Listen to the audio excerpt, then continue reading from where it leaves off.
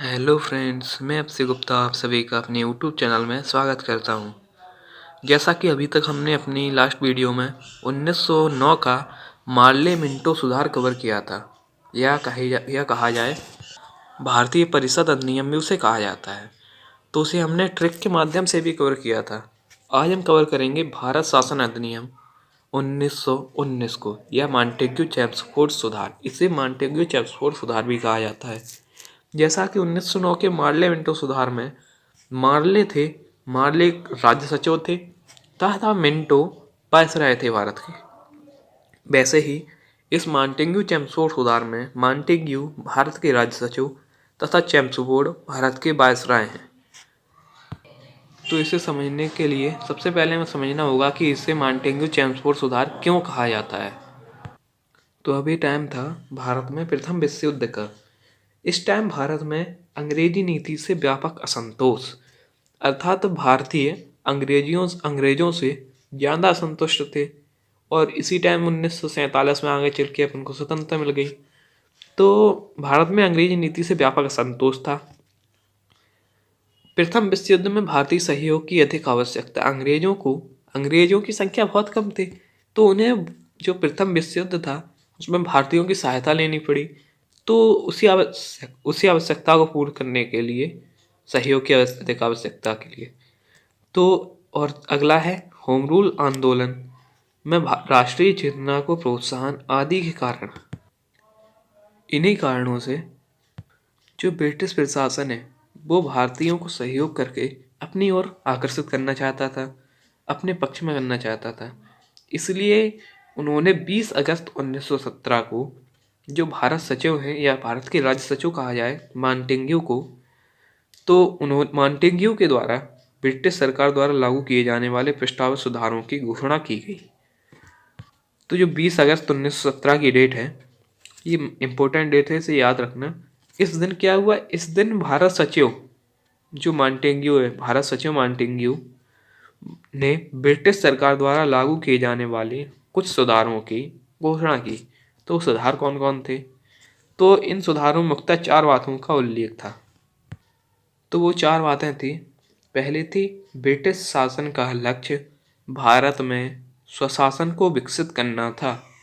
तो अब जो अंग्रेज थे वो भारतीयों को अपनी ओर आकर्षित करने के लिए उन्हें स्वशासन का लालच दे रहे थे कि आप हमारे साइड आओ, हम हमारे साथ युद्ध करो, मतलब हमारे पक्ष में युद्ध करो, तो हम आपको स्वशासन दे देंगे। दूसरा था, स्वशासन एकदम न देकर विभिन्न चरणों में दिया जाना था। मतलब स्वशासन को एकदम नहीं दिया जाएगा, उन्हें चरणों में बांटकर दिया जाएगा। और उन चरणों का निर्धारण भारतीयों द्वारा स्वशासन की दिशा में की गई प्रकृति पर निर्भर था। अर्थात किन चरणों में बांटा जाए उनका निर्धारण भारतीयों ने स्वशासन की दिशा में प्रगति की है उस पर निर्भर था। प्रकृति के विषय में निर्धारण ब्रिटिश संसद तथा भारत सरकार द्वारा किया जाना था। अब जो फिर से समझना से कि जो चरण है विभिन्न चरणों में दिया जाएगा, और जो चरणों का निर्धारण है वो भारतीयों द्वारा स्वशासन की दिशा में की गई प्रगति पर निर्भर था। और जो प्रगति के विषय में निर्धारण है, मतलब प्रगति क्या की, तो उस प्रगति के विषय में निर्धारण है तो वो ब्रिटिश संसद द्वारा तथा भारत सरकार द्वारा किया जाना था इनका निर्धारण। तो इन चार बातों को संक्षेप में कहा जाए तो इसका एक उद्देश्य था प्रमुख, कि ब्रिटिश सरकार का उद्देश्य भारत में क्रमिक रूप से उत्तरदायी शासन की व्यवस्था करना था। अर्थात भारत में क्रमिक रूप से ब्रिटिश संसद द्वारा स्वशासन दिया जाएगा। तो यही घोषणा की थी 20 अगस्त 1917 को भारत सचिव मॉन्टेग्यू ने। और इसी घोषणा के बाद मॉन्टेग्यू भारत आए और चेम्सफोर्ड जो यहाँ के वायसराय थे तथा अन्य नेताओं से शिमला में विचार किया। शिमला में एक मीटिंग हुई अन्य नेताओं की, चेम्सफोर्ड जो भारत के वायसराय थे तथा मॉन्टेग्यू जो ब्रिटिश से आए थे, जो भारत के राज्य सचिव थे। इनकी एक मीटिंग हुई शिमला में, और उसका मीटिंग का जो रिपोर्ट आई वो जुलाई 1918 में आई, जिसे मॉन्टेग्यू चेम्सफोर्ड रिपोर्ट के नाम से भी जाना जाता है। इसी पर आधारित एक विधेयक प्रस्तुत किया गया जो दिसंबर 1919 में पारित हुआ, जिसे भारत शासन अधिनियम 1919 कहा जाता है। अर्थात एक बार हम इसे फिर से रिवाइज करते हैं तो इसमें कहा गया, मार्टिन चेम्सफोर्ड सुधार क्यों कहा गया? मार्टिन भारत के राज सचिव थे तथा चेम्सफोर्ड भारत के वायसराय थे उस टाइम। तो मार्टिन ने ब्रिटिश सरकार की ओर से एक घोषणा की कि भारत में जो स्वशासन है वो क्रमिक रूप से दिया जाएगा, और ये घोषणा की गई थी 20 अगस्त 1917 को। इसी घोषणा के बाद मार्टिन भारत आए। उन्होंने चेम्सफोर्ड के साथ तथा अन्य नेताओं के साथ शिमला में विचार किया। उसकी रिपोर्ट आई 1918 में, जिसे मार्टिन चेम्सफोर्ड रिपोर्ट के नाम से भी जाना जाता है, और इसी पर आधारित एक विधेयक प्रस्तुत किया गया जो दिसंबर 1919 में पारित हुआ, जिसे भारत शासन अधिनियम कहा जाता है। तो आपको समझ में आ गया होगा कि भारत शासन अधिनियम क्यों लाया गया, किस प्रकार लाया गया। तो आइए हम स्टार्ट करते हैं, भारत शासन अधिनियम क्या है। चलिए पहले तो हम इसे विस्तृत रूप से पढ़ लेते हैं, इसका अध्ययन विस्तृत रूप से कर लेते हैं। फिर मैंने इसके लिए एक ट्रिक तैयार किया है, वो हम आपको बताएंगे, उससे आपको 2 मिनट में याद हो जाएगा। तो जो भारत सचिव, पहला है इसका, भारत सचिव तथा उसके विभाग पर होने वाले खर्च अब ब्रिटिश संसद द्वारा संचित धनराशि से दिया जाने लगा। अर्थात जो भारत सचिव था तथा उसका विभाग था, उसके विभाग के जो कर्मचारी थे, जो अधिकारी थे, उनके बीच में जो खर्च होता था वो अब ब्रिटिश संसद द्वारा दिया जाएगा। अर्थात अब जो भारत के राजस्व से दिया जाता था, उनका वेतन है, उनका खर्च है, वो भारत के राजस्व से नहीं दिया जाएगा, बल्कि ब्रिटिश संसद से दिया जाए, ब्रिटिश संसद द्वारा संचित धनराशि से दिया जाएगा। और जो भारत सचिव है उसके कार्यभार को कम करने के लिए हाई कमिश्नर की नियुक्ति की गई। इस एक्ट द्वारा देश में पहली बार द्विसदनीय व्यवस्था एवं प्रत्यक्ष निर्वाचन की व्यवस्था की गई। तो द्विसदनीय व्यवस्था क्या थी? तो इसमें द्विसदनीय व्यवस्था थी राज्यसभा और लोकसभा। तो कोई आपसे पूछे कि राज्यसभा और लोकसभा का गठन कब किया गया, तो कहेंगे कि 1919 के भारत शासन अधिनियम के अंतर्गत किया गया। तभी भारत में केंद्रीय जो विधानमंडल थी उसके स्थान पर द्विसदनीय व्यवस्था लाई गई। और द्विसदनीय व्यवस्था को उस टाइम राज्य परिषद और विधान परिषद कहा जाता था। राज्य परिषद राज्यसभा को तथा विधान परिषद लोकसभा को कहा जाता था। तो क्या हुआ कि इस प्रकार केंद्रीय विधानमंडल के स्थान पर द्विसदनीय व्यवस्था यानी राज्यसभा और लोकसभा का गठन किया गया। तो अब राज्यसभा तथा लोकसभा का गठन हो चुका है, तो इनमें कुछ सदस्य भी होंगे। तो हाँ होंगे ना, बता रहे हैं। तो इसमें राज्यसभा में सदस्य थे 60 सदस्य उस टाइम, तथा लोकसभा में 145 सदस्य थे। तो उस टाइम राज्यसभा का कार्यकाल था 5 वर्ष तथा लोकसभा का कार्यकाल था 3 वर्ष। अब आप कमेंट करके बताइए कि इस टाइम राज्यसभा तथा लोकसभा का कार्यकाल कितना है, कितने वर्ष किया गया है और कब किया गया है। तो जो राज्यसभा के 60 सदस्य थे उनमें 27 मनोनीत किए जाते थे। किसके द्वारा मनोनीत किए जाते थे? तो भारत के राज्य सचिव और वायसराय द्वारा मनोनीत किए जाते थे। तथा जो 33 सदस्य थे वो निर्वाचित किए जाते थे।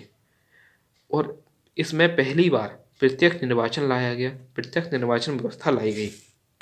सॉरी गलत बोल गए।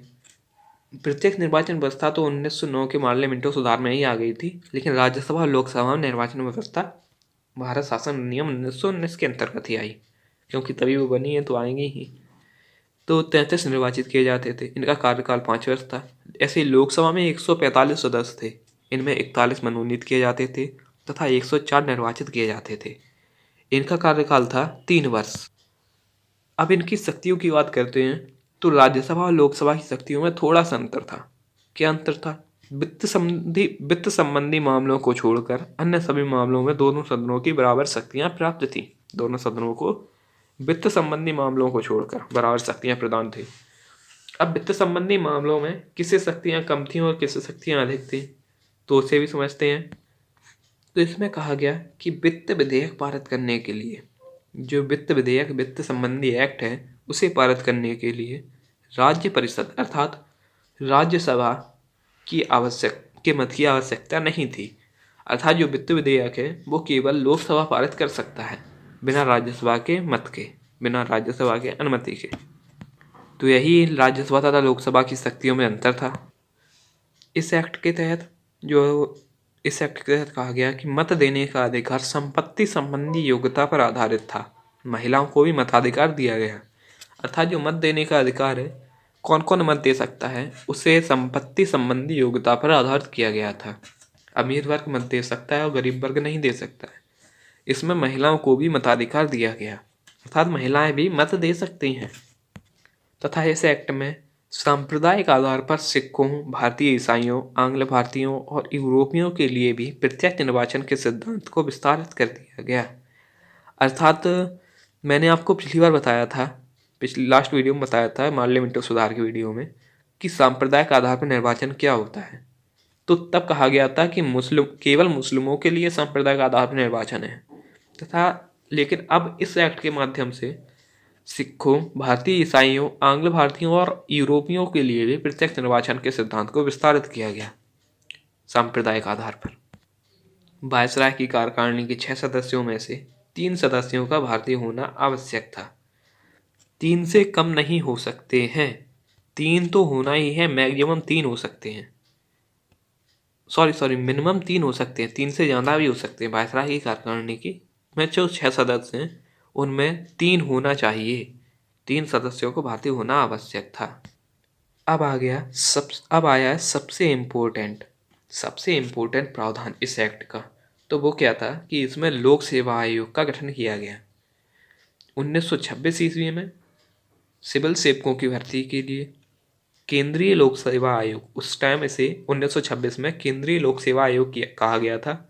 तो केंद्रीय लोक सेवा आयोग का गठन किया गया, जिसे बाद में सन 1935 में जो 1935 का एक्ट आएगा उसके माध्यम से उसके बाद इसे संघ लोक सेवा आयोग में बदल दिया जाएगा।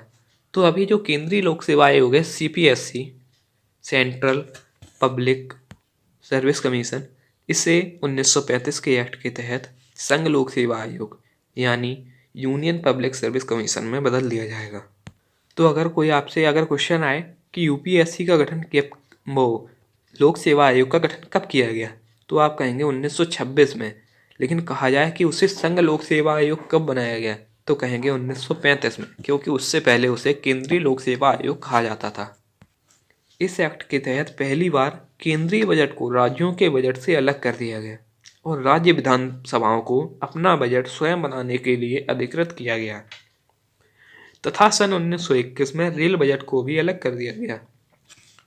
तो ऐसा कौन सा एक्ट है जिसके माध्यम से केंद्रीय तथा प्रांतीय बजटों को अलग कर दिया गया? तो आंसर होगा 1919 का भारत शासन अधिनियम। तो इस एक्ट के माध्यम से केंद्रीय बजट राज्यों के बजट को अलग कर दिया गया और राज्यों को स्वयं का बजट बनाने के लिए अधिकृत कर दिया गया। तथा सन 1921 में रेल बजट को भी अलग कर दिया गया। इस एक्ट के माध्यम से प्रांतों में द्वैध शासन प्रारंभ किया गया। द्वैध शासन किन माध्यमों से होगा, तो उसे 2 भागों में विभाजित किया गया, हस्तांतरित विषय और आरक्षित विषय। हस्तांतरित विषय जैसे कि शिक्षा, स्वास्थ्य आदि, और आरक्षित विषय जैसे कि राजस्व है, न्याय है, वित्त है, पुलिस है आदि। तो इन पर शासन कौन करेगा? तो इनका शासन गवर्नर द्वारा किया जाएगा इन दोनों पर। लेकिन किस माध्यम से किया जाएगा? तो जो हस्तांतरित विषय है इस पर गवर्नर भारतीय मंत्रियों के माध्यम से शासन करेगा, लेकिन जो आरक्षित विषय है उस पर गवर्नर अपनी कार्यपालिका के माध्यम से शासन करेगा।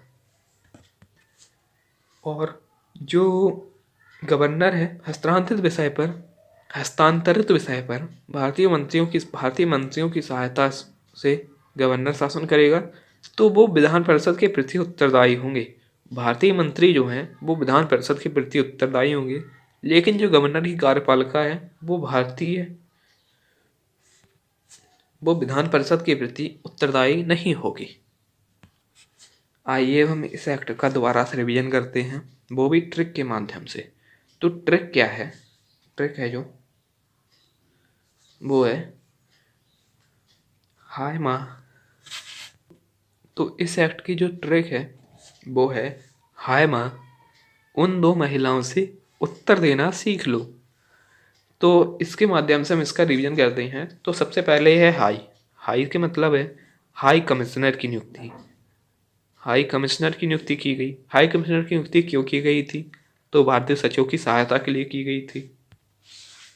अब है माँ। तो माँ का मतलब है, इसे मॉन्टेग्यू चेम्सफोर्ड सुधार भी कहा जाता है। मॉन्टेग्यू चेम्सफोर्ड सुधार भी कहा जाता है। क्यों कहा जाता है वो हम आपको बता चुके हैं।